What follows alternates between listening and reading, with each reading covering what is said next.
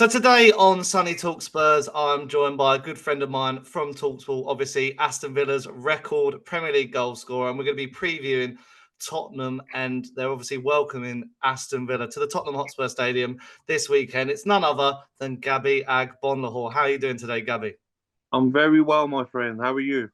Yes, not bad. Although, we've already met this week and we were speaking about Spurs Villa and you've already, stuck the fork in and wound me up a little bit. So I'm looking forward to a bit of a session today where we're going to get a bit of that as well. So to start, I want to get your opinion on how you think like Villa and Spurs have started so far this season after like 12 or so games. I think Spurs have surprised a lot of teams. I said when Harry Kane got sold that Spurs will struggle. The amount of goals you're taking out of the team, 30 odd goals out the team.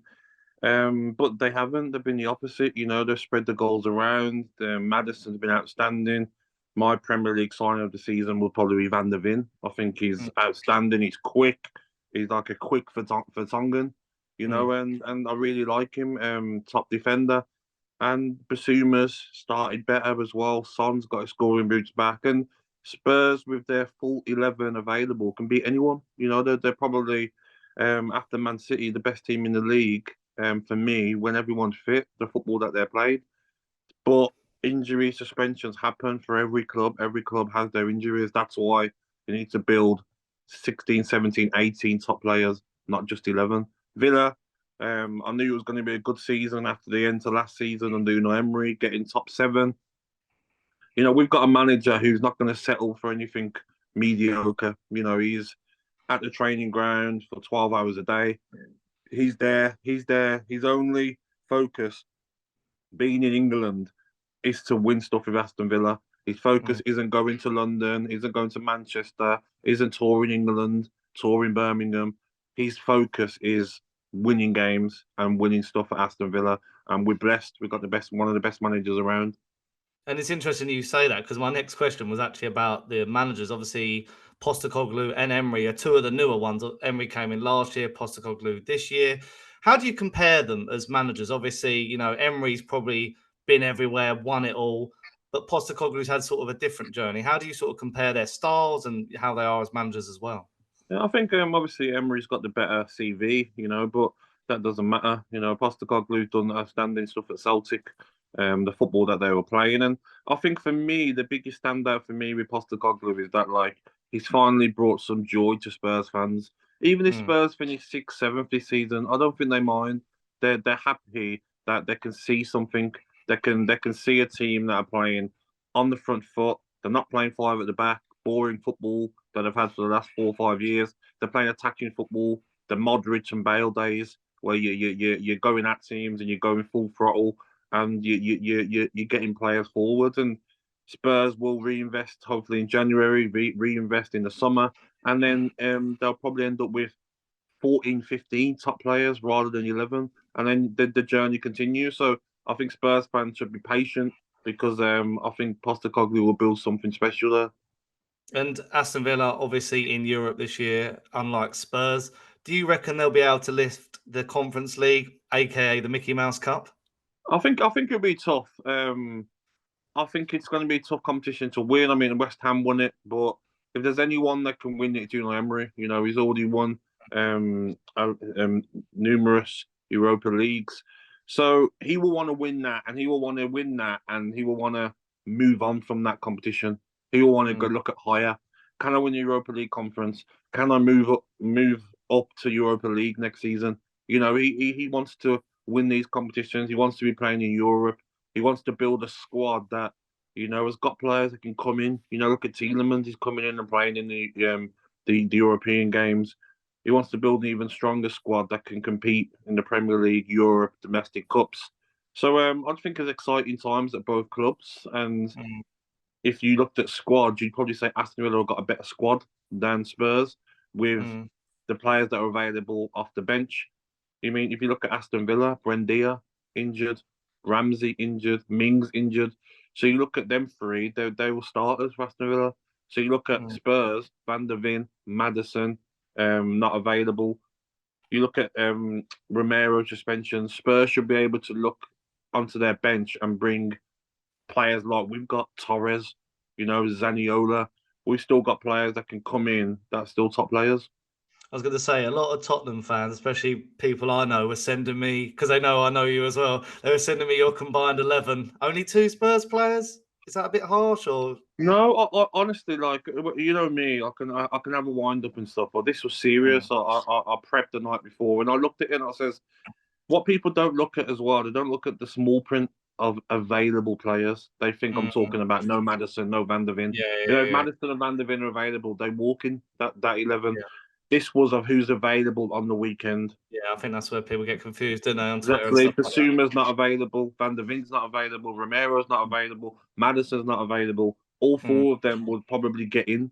So I'm looking at what's available, and I'll say Porro and Cash was a tight one, but yeah, I've gone with Matty Cash, probably like a bit better at the defensive, on the yeah. ball than Porro. Mm, Um, Goalkeeper was a tight one, but Martinez has been outstanding. Some of the saves he's made this season. He made one mistake against Forest, which is allowed. Um, got the award for the best goalkeeper of the year. He's in, and I'll put him ahead of anyone, to be honest. What he's done in the last 2 years, and Son comes in, Son walks in, of course. But apart from that, Benson Court, if he was fit, he hasn't started a game yet.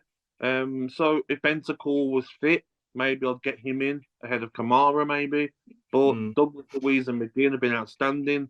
Diaby's been outstanding. Diaby, Kulusevski, you could say it's a close one, but I look at Diaby, he's got more attributes. He can take a player on. He's got that raw pace as well.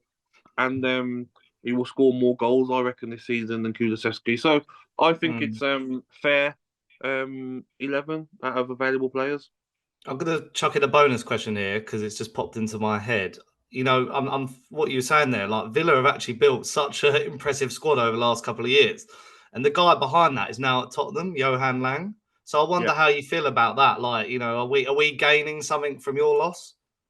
You probably are gaining something, but I think Villa have gone in a different direction with their sporting director now. But Yeah, I think Montre. Yeah. Aston Villa have created a great squad. They've got Leon Bailey on the bench. You've got Mm, Jacob Ramsey to come back, Dier, Mings. If you look at if everyone's fit, Aston Villa's bench could be Mings, Dier, mm, Ramsey, Bailey, Zaniola. You look at that Duran we've got available. Moreno, left back who come in. You mm. start to look at it and say, you know what? Aston Villa 2 or 3 more players, and they've got a squad to challenge for sure the top 4 next season, if not this season. So I just think that Spurs are in good hands, and hopefully they can get some better players over the line. And finally, to round out, then, before I get your predictions and how you see the actual game going, who do you think is going to finish higher this season? Because Tottenham, people thought they were going to finish, as you said, sixth, seventh, eighth, then top 4 look guaranteed. Then the injuries have happened, Yeah, and Villa as well, impressive. I think if you beat us on Sunday as well, you go above us into fourth, yeah. depending on how other games go as well. So, first of all, like, who do you reckon is going to finish higher? And then, I think, what's your score prediction yeah. and how you I, see the I game think going? it's very tough to predict because I do think Manchester City, Arsenal, Liverpool will be the top 3. Mm, And after that, I think it's up for grabs. Newcastle injury problems, Spurs injury problems, um, Chelsea gaining form. They're going to come with a chance. Brighton will be up there. Man United will improve. So I think it's going to be really difficult. I do think that 4th spot is the one where Unai Emery, Postecoglou will be telling their players that's up for grabs. No one's guaranteed number 4. I think the top 3 will be Manchester City first, Arsenal second, mm, Liverpool third. But I think it's tough. I do think Aston Villa will finish above them because of the better squad. We've had injuries. We've got Dier will be back. Jacob Ramsey's back in training already. I just think looking at players available, on the bench, Aston Villa have got better options. But if Spurs can get Maddison and Van der Ven back and they stay fit for 6 months, then you never know. But I'm going to go Aston Villa to finish 5th, Spurs 6th. And then the prediction for the game, how do you see it going score-wise? Um, I always like to say draw because if I say win, Aston Villa never win. So I'm gonna sit on the fence and say a 2-2 draw. Oh, I like that. I think 2-1 win, just because we're at home. I think your home form has been amazing under Emery, but maybe away from home might be different. But then again, you did win at the stadium last year, so I who think as knows? well. I think as well, Unai Emery will be screaming at these players, saying, "Come on, we're so good at home. Let's throw in a few away results." And like, do you know what I mean? He'll want to That's the change that. difference, isn't it, between finishing higher up the table, isn't it? Yeah. So I don't think this away form will continue. 3 losses already away from home. Liverpool, Newcastle, and Forest. I don't see. When I look at Davies, Dier, I just see that Yeah, there's that's going the to be worry, isn't it? problems. Yeah. I see there's going to be problems for Spurs, and you've got to rely on Son and Johnson. Can Johnson use his pace to get in behind? Very quick. So I think it's going to be an entertaining game, and I'm going to go for a draw. Yeah, I'm going. I'll be there. So you'll probably hear from me Yeah. if we get a result. But anyway, cheers, Gabby, for jumping No on. problem, Really mate. appreciate it. And obviously, you can check Gabby all over talkSPORT, usually talking to me or Alan Brazil or something like that, all over the YouTube channel, making viral tweets every moment. So cheers again, Gabby. And if you are new to the channel, if you are a Villa fan as well, why don't you leave a like, subscribe, hit the notification bell, do all that stuff. I'll see you again pretty soon. Bye-bye.